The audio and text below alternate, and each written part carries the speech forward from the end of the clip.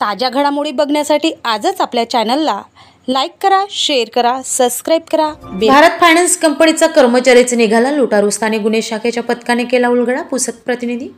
दुचाकीवरून जात असलेल्या फायनान्स कंपनीच्या कर्मचाऱ्याला लुटल्याची घटना भोजला टी पॉइंट जवळील हनुमान मंदिरासमोर 24 डिसेंबर रोजी सायंकाळी 4:30च्या दरम्यान घडली होती। या घटनेमध्ये तक्रार दाखल करणारा कंपनीचाच कर्मचारी लुटारू असल्याचे उघडकीस आले आहे। त्याने लुटमारीचा बनाव केला असल्याची कबुली दिली। त्यामुळे स्थानिक गुन्हे शाखेच्या पथकाला या गुन्ह्याचा उलगडा करण्यात यश आले। महागाव तालुक्यातील अनंतवाडी येथे राहणारा निलेश नागेश पुरी वय वर्ष 19 या कर्मचाऱ्याला तपास पथकाने या प्रकरणात अटक केली आहे।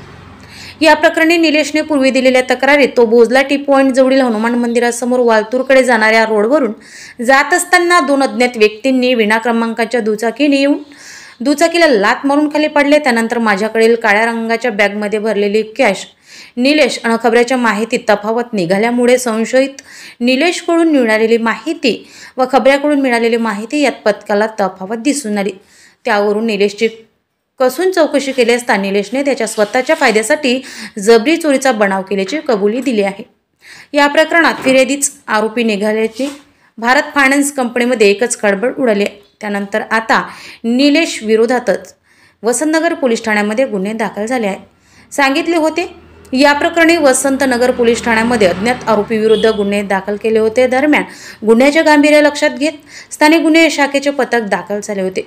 त्यांनी परिसरात लावलेल्या सीसीटीव्ही कॅमेऱ्याची पाहणी केली। त्यानंतर घटनेच्या दिवशीच संपूर्ण घटनाक्रम समजावून घेतला। साक्षीदारांची साक्ष नोंदवण्यात आली। बायोमेट्रिक मशीन असा एकूण 89,400 रुपयांचा मुद्देमाल चोरून भोजलाकडे पळून गेले असल्याची स्थानिक गुन्हे शाखेचे सहाय्यक पोलीस निरीक्षक गजानन गजबारे यांच्या पथकाने केली आहे।